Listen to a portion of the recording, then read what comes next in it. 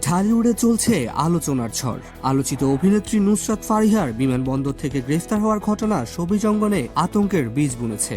রবিবার দুপুরে থাইল্যান্ড যাওয়ার পথে ঢাকার হযরত শাহজালাল আন্তর্জাতিক বিমানবন্দরে তাকে থামিয়ে দেয় ইমিগ্রেশন পুলিশ।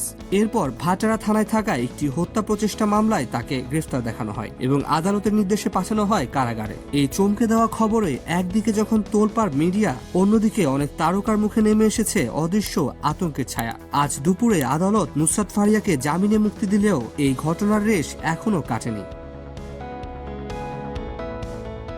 ঢালিউডে অনেকেই নিজেদের কাজ বন্ধ রেখেছেন, কেউ কেউ প্রকাশ্যে মুখ না খুললেও এক প্রকার লো প্রোফাইল হয়ে গিয়েছেন। এই পরিস্থিতির মাঝে ভারতীয় সংবাদ মাধ্যমে ফাঁস হলো চাঞ্চল্যকর এক তথ্য। চঞ্চল চৌধুরী তার ভারত সফর বাতিল করেছে। রবিবার কলকাতায় এক অ্যাওয়ার্ড অনুষ্ঠানে তার যোগ দেওয়ার কথা থাকলেও শেষ মুহূর্তে তিনি সফর বাতিল করেন। প্রতিবেদনে আরো উল্লেখ করা হয়, চঞ্চলের সঙ্গে যোগাযোগের চেষ্টা করা হলেও তাকে পাওয়া যায়নি। যদিও কিছু সূত্র দাবি করছে তিনি ব্যক্তিগত কারণে যাচ্ছেন না, তবে সংশয় থেকে যাচ্ছে এই সিদ্ধান্তের পেছনে কি আদৌ কোনো আতঙ্ক কাজ করছে।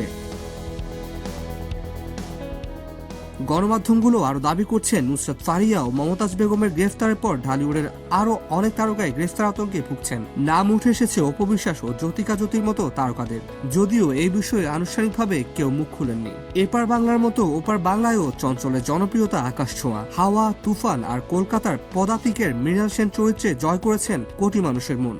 ফলে কলকাতার অনুষ্ঠানে তার অনুপস্থিতি চোখে পড়ার মতোই। নুসরাত ফারিয়ার গ্রেফতার হওয়া, চঞ্চলের সফর বাতিল, শিল্পীদের মধ্যে শঙ্কা, সব মিলিয়ে এক ধরনের মনস্তাত্ত্বিক চাপ যেন গ্রাস করছে ঢালিউড ইন্ডাস্ট্রিকে।